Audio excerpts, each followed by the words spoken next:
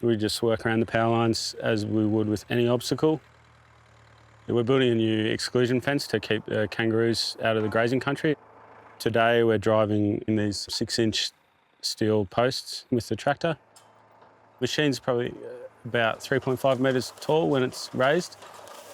Transmission line's obviously significantly higher than that.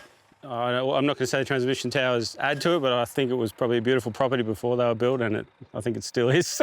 So this line here comes over Mount Blowering, and the other line is running up towards Talbingo. They were both put in the 1960s as part of the Snowy Mountain scheme.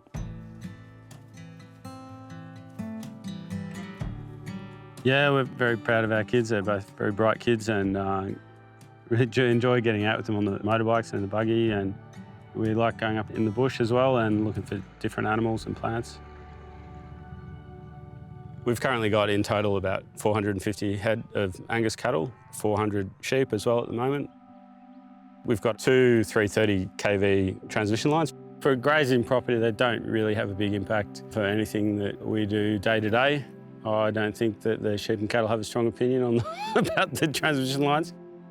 I understand some people don't want the transmission lines, but we just need to keep moving forward.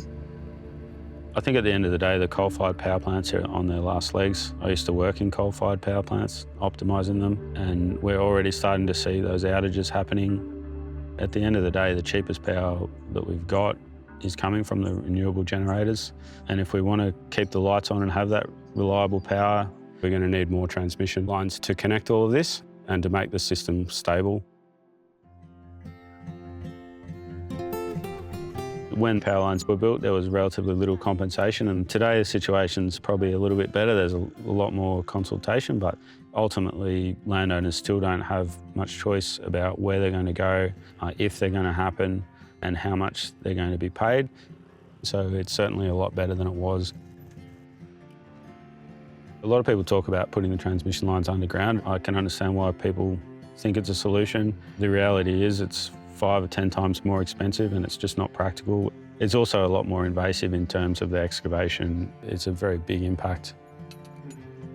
I think what we need to do is focus on making it fair for the whole community, the people who are hosting the transmission lines, the people who have to look at them but they might not be on their property, the people who are in town, and whether that's through contributing to local councils or community benefit funds, as well as with the people who are going to be hosting these assets.